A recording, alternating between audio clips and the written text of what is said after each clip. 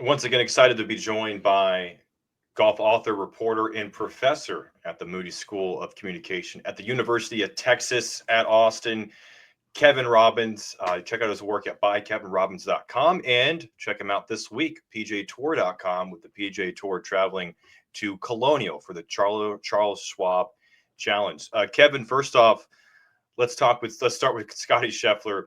Third major championship victory at Quail Hollow this past weekend, and did it maybe with his, I don't know, B plus game. He joins Tiger and Jack as the third player to win three majors and 15 PGA Tour events before the age of 29. He also joins Tiger and Jack as the only golfer with multiple Master wins, multiple Players Championship wins, and a PGA Championship. He's also the first player to go back-to-back to win back-to-back events by 5 shots or more since Tiger Woods. A lot of comparisons to Tiger Woods and Jack Nicklaus.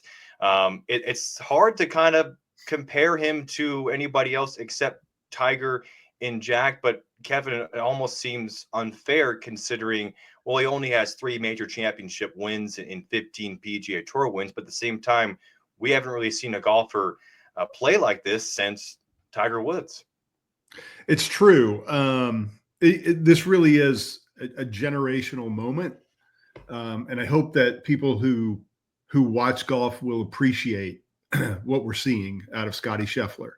The comparisons, they might or might not come true. I mean, let's remember Scottie's 28 years old, 3 majors, 15 wins in his last 70 starts. So I'd say that telegraphs an outstanding career, on par perhaps with Jack and Tiger. At 28, let's say Scottie has, if he stays healthy, 15 to 18 more years where he can compete at this level and win majors. We might see him get to 18. He has to win about 1 more a year. So let's see. But yeah, the comparisons are interesting. They're intriguing. They're enticing, but also perhaps premature. You mentioned the major championship mark. He's still 15 or 12 away from Tiger, 15 away from Jack. But I believe it was FanDuel, the odds makers, who put his over-under of major championship victories from now until 2040 at 9.5, which is ridiculous because we have not seen that done in the modern era since, Tiger Woods. Even the career of Rory McIlroy and Brooks Koepka, they'll probably never get to 9 majors. So do you think that's actually feasible here for Scottie, or are we just caught up in the moment with recency bias? Both, honestly. I mean, golf, Cameron, you play golf. It's so wildly unpredictable. I mean, look at Max Homa, who a couple of years ago was ranked number 6 in the world. And I'm really glad to see at the Masters and at the PGA had moments that show us that he's still there. But he is a lost man who is, if we're to believe what he's saying out loud, is somewhat considering or reconsidering why he's playing the game.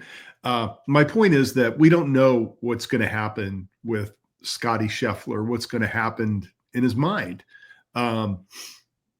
By all accounts, I mean, I think that his golf will continue to be great, but will he stay engaged? Will he continue to want it? It's a grind, spending that many weeks on the road, going from site to site. And, he's even suggested that that's not his favorite part of his career.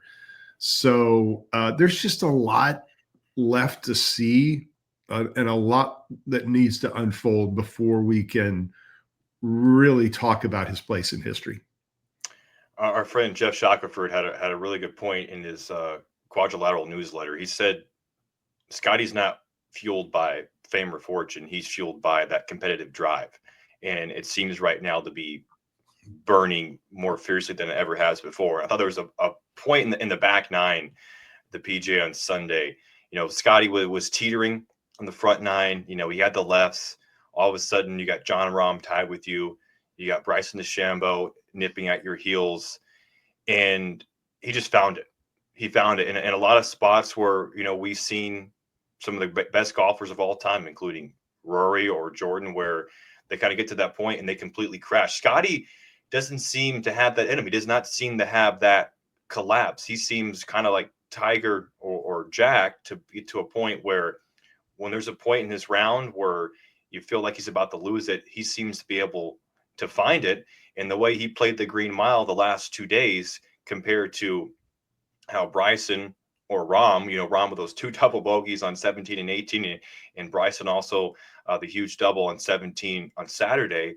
Meanwhile, Scottie just finds ways to hit the best golf shot, the right golf shot, time after time after time. And that's where I agree with you, where I think it's feasible that he could get up to 9 or 10 majors, because he doesn't seem to have that part of the game where he can inherently collapse to be in his bag. I don't think he's stuck at 3, Cameron. That's for sure. And he's a guy who might reach 20.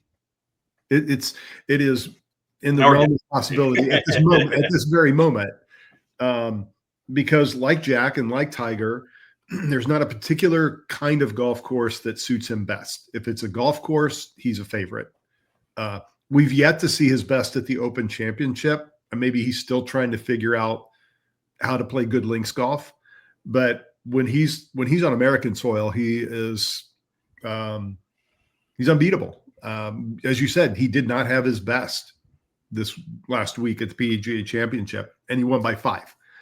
Now, to your point about Rahm and DeChambeau, at that point in the final round, they were playing to win. They were playing to get in touch with the lead. So the mistakes that DeChambeau made on 17 and that Rahm made on 17 and 18, they're not going to make if they're trying to keep a lead. So let's recognize that. Your point is well taken. They did collapse, and they collapsed in their pursuit of catching Scottie Scheffler, and that's all they wanted to do. And you're right. There is something about Scottie, about Tiger, about Jack that somehow makes them immune to like catastrophic collapse. And I don't know what that is, and I don't think we'll ever be able to touch it or see it or define it. It's just this dimension that only they have. But Scottie's just so so steady on the golf course, and he's not rocked either way. He doesn't let his emotions carry him too far into the positive or too far into the negative. He's very much in the moment. And a lot of golfers talk about playing one shot at a time, and a lot of golfers talk about staying in the moment, but they're faking it, man. Like they don't know how to get there in the way that Scottie Scheffler does. And getting back to my original point, if physically he can stay healthy, if mentally he can stay engaged in the pursuit, then let's talk in 20 years and see how many majors he has then. And he's also someone that if we ever do get a rollback with the golf ball, which we've been talking about for feels like decades now, I think his game still suits to be able to where he can still win and contend no matter what. I don't think the rollback will hurt him too much. He can go for 3 straight this week at the Charles Schwab Challenge in Colonial. Kevin, you'll be up there covering it once again for the PGA Tour and PGAtour.com. What are some top storylines that you're following this weekend? I'm sure Scottie Scheffler's up there as well. Yeah, certainly Scottie. I mean, he's bound to win this tournament someday. I think he really wants to win it. I think he wants to win his hometown events. He's been top 3 the last 3 starts at Colonial because it's an American golf course. It suits his game, but it's a shot maker's course. Those greens are hard to hit. They're hard to hold. Not many greens in regulation in relationship to other tournaments on the PGA Tour. So that really highlights someone's ability to scramble around. And there's nobody better than Scottie Scheffler at that. If I were a betting person, I totally would bet on Scottie Scheffler this week. The thing that we have to look out for is the letdown, like the post PGA letdown. I mean, the mental energy that goes into winning a major. I don't know this from experience. I just know from listening to players talk about it, of course, but it's a lot, man. But we're seeing really good things, really good signs out of Scottie Scheffler right now. And I think if he can get up in the top 5 and enter the weekend in the top 5, the crowds come out. He feels the hometown love. that could propel him to 3 in a row.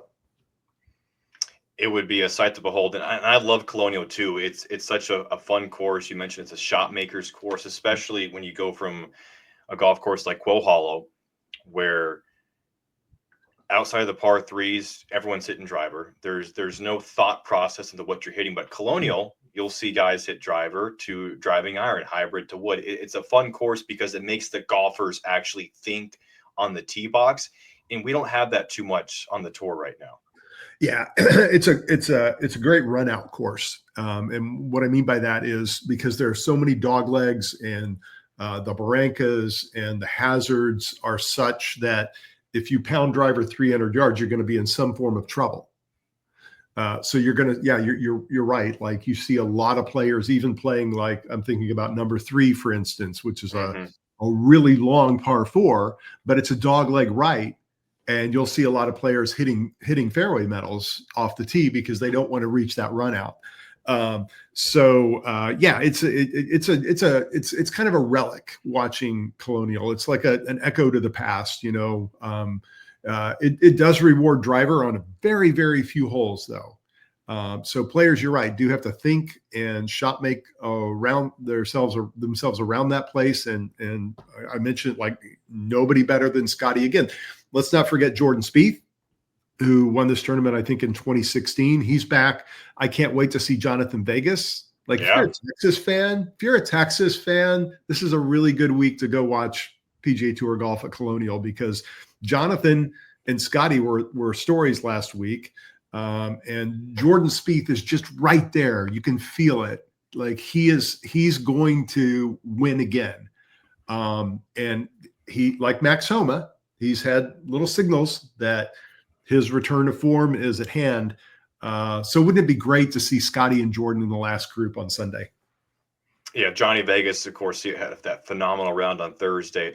T5, his best major championship finish in his career. Awesome to see for Johnny V. And then Bo Hostler made the cut last week. He'll be playing at Colonial.